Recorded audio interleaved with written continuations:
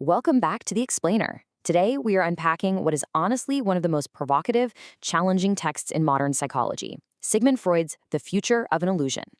Now, our goal here isn't to take sides or tell you what to believe, but rather to just impartially explore Freud's really fascinating analysis of this massive psychological clash, the clash between our raw, messy human instincts and the protective, rigid walls of civilization. It's kind of like a journey into the hidden architecture of our own minds. So, let's get into it. Okay, let's dive right into this with a pretty wild thought experiment straight from the source. Imagine if, when the sun rises tomorrow morning, all the laws, the courts, the traffic lights, the police, just completely vanished. Total, absolute freedom. No social pressure, no shame, nobody telling you what to do. Now, at first glance, that might sound like this beautiful dream of pure liberty. But would that boundless freedom actually bring us joy?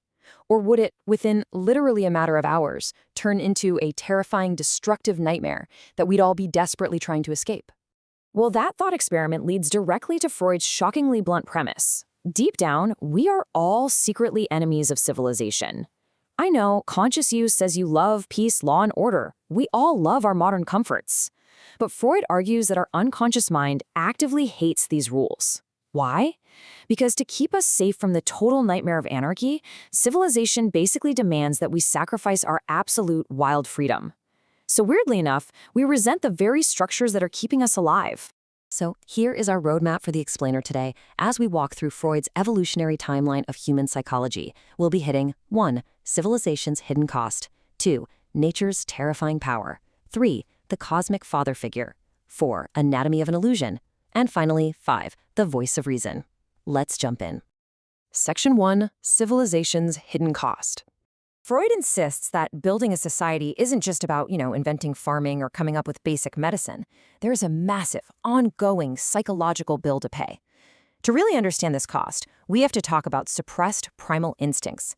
Freud claims humanity was born with these wild, selfish, highly destructive desires. Yeah, we're talking urges for murder, incest, even cannibalism. So to survive together, civilization has to act like this extreme diet plan. Imagine desperately wanting junk food, representing those dark primal urges, but being forced to eat only kale and quinoa forever. You want to be healthy, sure, but man, you resent the restriction. By forcing us to repress these instincts, civilization turns humans into these inner pressure cookers of frustration and neurosis. And since society obviously can't have a police officer standing over your shoulder 24/7, it installs an internal one. Freud calls this the superego. Think of it kind of like your mind's internal antivirus software. It blocks the dangerous files, our dark desires, from ever executing. But it is a seriously cruel antivirus. It doesn't just stop the virus. It drains our mental battery by punishing us with intense guilt. And here is the real kicker.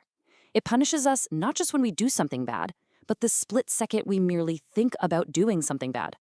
Section 2. Nature's terrifying power. So, those internal instincts, Freud notes that's really only half the battle. We also face massive external threats that we have absolutely no control over. We basically live with the illusion of control. We've got our smartphones to plan our weeks, air conditioning to defeat the summer heat, and modern medicine. We feel so safe. But Freud points out that against the reality of our own helplessness, our material defenses are incredibly fragile. A sudden earthquake can flatten a modern city in seconds. An unseen pandemic can lock the entire world indoors. And of course, hovering above it all is the ultimate, undefeated reality of death. Face to face with blind, ruthless nature, humanity is, at the end of the day, completely helpless. Section 3. The cosmic father figure. So the crucial point is how we actually cope. How does the human mind survive this crushing, terrifying realization of helplessness without just shutting down from pure panic? It unfolds in a specific way. Step 1. We experience absolute helplessness against nature. Step 2. To cope with that, the human mind personifies these blind physical forces into relatable entities, into gods. Why? Well, because you literally cannot negotiate with a hurricane or a shifting tectonic plate. But step 3, if that storm is actually an angry deity with a human-like temper, suddenly you have agency. You can negotiate with it. You can beg for mercy or offer a bribe like a sacrifice, just to ensure your safety. Freud traces this coping mechanism right back to what he calls the infantile prototype. Just picture a tiny, terrified child during a really loud, violent thunderstorm. What's their instinct? They run and hide behind their powerful dad. They rely on this strict but highly protective figure to keep the dark and the danger away. Freud argues that humanity simply takes this exact childhood template and projects it onto the vast cosmos. We basically invent a cosmic father figure to make the terrifying, random universe feel manageable and safe. Section 4. Anatomy of an illusion. Now, what's really interesting here is how carefully Freud uses his terms. It is absolutely crucial to distinguish an illusion from a clinical delusion. A delusion is a complete break from reality, like a psychiatric patient genuinely believing they are made of glass. But an illusion, at least in Freud's vocabulary, isn't necessarily a lie, and it's definitely not a sign of madness. It's simply a belief fueled entirely by a desperate wish for it to be true. It's like buying a lottery ticket and totally convincing yourself you're going to be a millionaire, or Christopher Columbus desperately wishing he had found India when he'd actually bumped into the Americas. The emotion completely overrides the evidence. Historically, when intellectuals were asked to provide actual logical proof for these cosmic illusions, they often fell back on philosophical defense mechanisms. Freud points to this famous Latin quote, credo quia absurdum, which translates to, I believe because it is absurd. Impartially speaking, Freud critiques this as a highly dangerous intellectual maneuver. It's essentially a way of rejecting reason and logic altogether, just to protect our comforting stories from being dismantled by rational questions. So Freud ultimately diagnoses religion as humanity's universal obsessional neurosis. Now, hold on, he's not just using that as an insult. He totally acknowledges that these illusions served a vital, life-saving purpose. They acted as psychological training wheels. Back in our primitive, wild infancy as a species, we absolutely needed the fear of divine punishment to keep us from literally destroying each other. The training wheels kept the bicycle of civilization from crashing.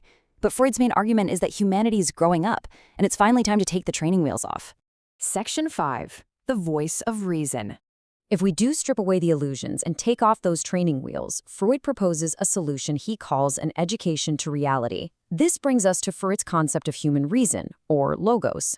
Now, Freud openly admits that human intellect is a very soft, quiet voice compared to our roaring, passionate instincts. But this brilliantly illustrates his point. He compares logos to a quiet, patient teacher standing in a chaotic classroom full of shouting, unruly kids. The teacher doesn't yell back, they just stand there, patiently repeating the truth over and over. Eventually, the kids tire themselves out, the room settles, and the quiet voice of reason finally cuts through the noise.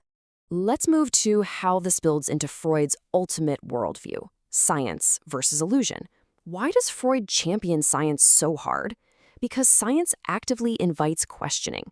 If an experiment proves a theory wrong, science happily corrects itself. It's totally capable of revision. Illusion, on the other hand, demands unquestioning obedience. It forbids verification and treats questioning as a punishable offense. Freud argues that only a worldview that can actually correct itself is fit to guide a mature humanity. We are going to wrap up this explainer with a seriously provocative question drawn straight from the source material.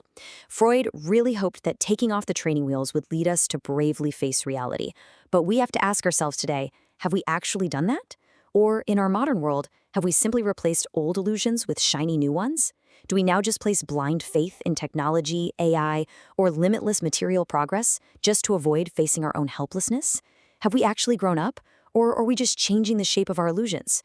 Keep that question in mind as you navigate the world today. Thank you so much for joining me for this explainer.